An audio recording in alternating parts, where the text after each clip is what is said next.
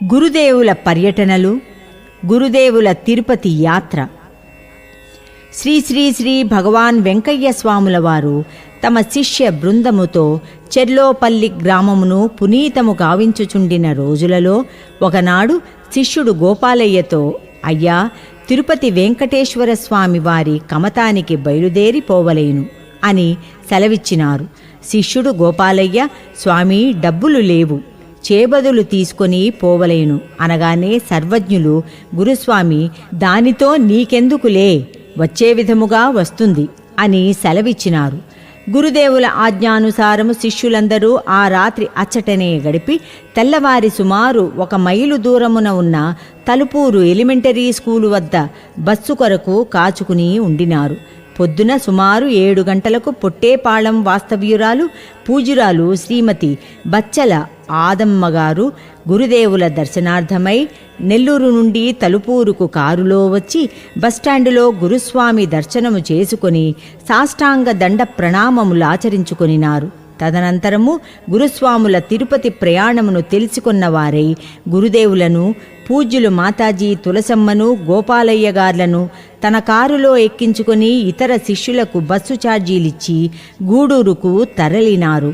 గూడూరులో గురుదేవులను, వారి పరివారమును తిరుపతి బస్సు ఎక్కించి ఛార్జీలిచ్చి 200 రూపాయలు గురుబ్రహ్మ పాదముల చెంత నుంచి మరల పరమాత్మస్వరూపునికి సాష్టాంగ దండ ప్రణామంబులు ఆచరించి గురుదేవుల అనుమతితో గృహోన్ముఖులు అయినారు. సర్వాంతర్యామికి ఈ లోకమున మానవాళి ముద్రించు ధనముతో అక్కర్లేదు కదా, కాని ద్రవ్యమారకము లేనిదే బాహ్య ప్రపంచములో వ్యవహారములు జరుగవు కనుకనే ఆ తండ్రి తన సంకల్పముచే అప్పటికప్పుడు ఎవరో పుణ్యాత్ములను పురమాయించుచు ఆ కార్యమును నెరవేర్చుచుండెడివారు. ఈయదియే భగవానుని చిద్విలాసము. గురుదేవులు తిరుపతి కొండపై శిష్య పరివారముతో పరివేష్టించి ఆ రాత్రి గంధపు చెట్ల దగ్గర గుండము వేసినారు. గుండమునకు 8 రూపాయల కట్టెలు కొని శిష్యులు తీసుకొని వచ్చినారు. ఆ రాత్రి అంతయు వర్షములోనే చెట్ల కింద పరబ్రహ్మ స్వరూపులు తన యజ్ఞమును నిర్విఘ్నముగా కొనసాగించినారు. శిష్యులు తలా ఒకవైపు చెట్ల మొదలులో తలదాచుకొని రాత్రి అంతయు జాగరణతో గడిపినారు. పొద్దున జనసమూహము అధికముగా నుండుటచే దేవాలయ ప్రవేశమునకు అవకాశము దొరకక దేవస్థానము ముంగిటే నిలిచిపోయినారు.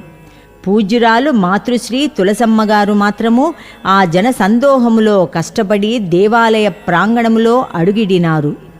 గురుదేవుల పూర్వపరాలు తెలుసుకొని వారి దర్శన భాగ్యము కొరకు పరితపించుచుండిన దేవస్థానపు ఉద్యోగస్థురాలు ఒక ఆగంతకుని ద్వారా గురు భగవానుల ఆగమనమును తెలుసుకున్నవారై హుటాహుటిన గురుపాద సన్నిధిలో వ్రాలిపోయినారు. ఆ తల్లి త్రికరణ శుద్ధిగా పూజలు ఒనర్చుకొని శ్రీ స్వామిని, శిష్య పరివారమును శ్రీమద్ వెంకటేశ్వరుని సన్నిధిలో ఆసీనులను చేసినారు. ఆ దేవస్థానపు ఉద్యోగిని గురుదేవుల ఏకాగ్రతకు ఎట్టి ఆటంకములు కలిగింపవద్దని పరివారమును ఆదేశించినారు. ఆ ఆదేశానుసారము ఎవ్వరునూ గురుదేవుల ఏకాగ్రతకు భంగము కలిగింపలేదు. భగవాన్ శ్రీ శ్రీ శ్రీ వెంకయ్య స్వామి నామధేయముతో వెలుగొందుచున్న దివ్యమూర్తి శ్రీ వెంకటేశ్వరుని సన్నిధానమున గడిపిన అమృత ఘడియలు అనిర్వచనీయములు.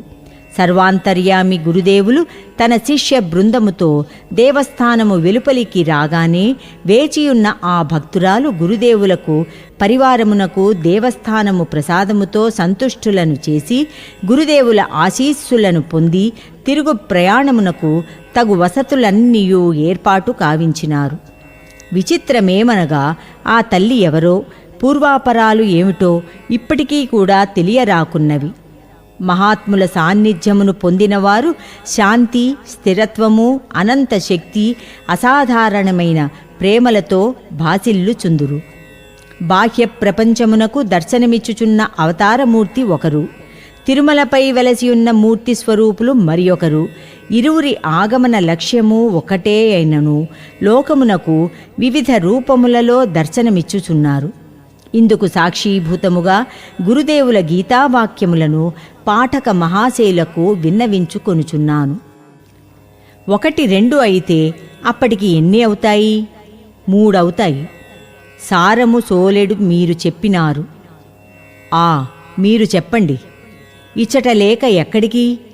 వెంకటప్పనాయుడు. చేయుము సర్వము జగన్నాథము. వివరణ ఏమిటంటే 1, 2 అయినది, అనగా ధర్మము అర్ధకామములుగా 2 అయినది. ధర్మము కాని అర్ధము కాదు. ధర్మము కాని కామము కాదు. అనగా అధర్మ మార్గమున ఆర్జించిన ధనము కాదనియో, అధర్మముగా కోరిన కోర్కెలు కావనియో తెలియనగును. వీటిని విడివిడిగా గమనించినచో ధర్మము, అర్థము, కామము అని 3 అగును. అర్ధకామములలో సారము లేదు. ఉందని మీరు చెప్పగలరా? మీరు చెప్పండి. ఇచ్చట చెప్పేవారు ఎవరూ లేరు. వెంకటప్పనాయుడిని అడగండి, అనగా వెంకటేశ్వర స్వామి వారిని అడగండి. వారు సర్వము జగన్నాథము అని జవాబు చెబుతారు. ఎక్కడికి మీరు పోవలసిన పని లేదు. ఇచ్చట నేను వెంకటేశ్వర స్వామిని, వెంకటప్పనాయుడును, వెంకయ్య స్వామిని ఉన్నాను. నేను చెబుతున్నాను. నేనంటే ఆ పరబ్రహ్మయే, పిచ్చి వెంకయ్యను కాను. ఈ సారమును గ్రహించండి. ఇచ్చట ఓం, ఆం, వేం అని త్రైక్షరీ మంత్రము ఉపదేశింపబడినది.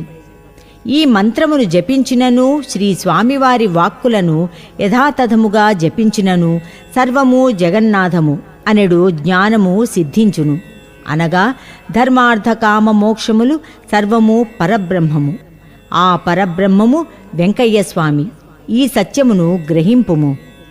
కలియుగ అవతారులు జగత్ కళ్యాణానికి ఏమి అంకురార్పణ చేసినారో మిథ్యా జగత్తులో కొట్టుకొనిపోవు మానవ మాతృలు గ్రహించలేరు కదా. గురుదేవుల భద్రాచల యాత్ర.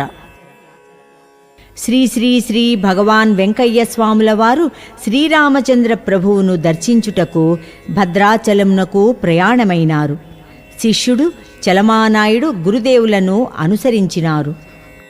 ఆ కాలములో ఎందరో పుణ్యాత్ములు, భాగ్యశీలురు భద్రాచలమునకు వచ్చు యాత్రీకులకు, సాధు పుంగవులకు సత్రములయందు అన్న పానీయములు, వసతులు కల్పించి ఆదరించి తద్వారా తమ జన్మలను సార్థకమొనరించుకొనుచుండెడివారు. అట్టి పుణ్యాత్ములలో ఒక మహాసాధ్వి సాధు సజ్జనులను ఆదరించి వారి ఆశీస్సులను పొందుచుండెడిది. ఆ మహాతల్లికి చిరకాలము నుండి ఒక మహానుభావుని దర్శించుకొనవలను అను కోరిక మనసున ఉండెడిది. అచటకు విచ్చేసిన వారిని, అయ్యా, నాకు ఒక మహానుభావుని చూపించండి అని వేడుకొనుచుండేది. ఆ మాటలకు ఆమెకు మతిస్థిమితము లేదని కొందరు, ఏమేమియో మాటలాడుచున్నదని మరికొందరు, మనకెందుకులే అని ఇంకొందరు తలచుచూ తమ దారిన తాము పోవుచుండెడివారు. ఆ తల్లి గురుదేవుల ఆగమనమును తెలుసుకొన్నవారై ఆ తండ్రి సన్నిధికి ఏతెంచినది. ప్రథమ దర్శనముతోనే ఆ తల్లికి ఏదో అనిర్వచనీయమైన అనుభూతి కలిగినది. తన ఈప్సితార్థము ఈనాటికి గదా నెరవేరినదని, దైవస్వరూపుని దర్శించగలిగినానని, సంకల్పము సఫలీకృతమైనదని ఆనందాతిశయంతో శ్రీ స్వామివారి పాద కమలములకు సాష్టాంగ దండ ప్రణామంబులాచరించి తన ఆతిథ్యమును స్వీకరించుమని వేడుకొనినారు. గురుదేవులు ఆ తల్లి ప్రార్థనను మన్నించి ఆమె బస చేసియున్న సత్రమున శిష్యులు శ్రీ చలమానాయుడుతో అడుగిడినారు. గురుదేవులకు శ్రద్ధాభక్తులతో ఆప్యాయముగా సేవలొనర్చి అన్న ప్రసాదములను స్వీకరింపుమని వేడుకొనినారు. గురుదేవులు ఆహారమును స్వీకరించుటకు ఉపక్రమించి శరీర ధర్మమును మరచి ఎంత ఆహారమును వడ్డించుచున్ననూ స్వాహా చేయుచుండిరి.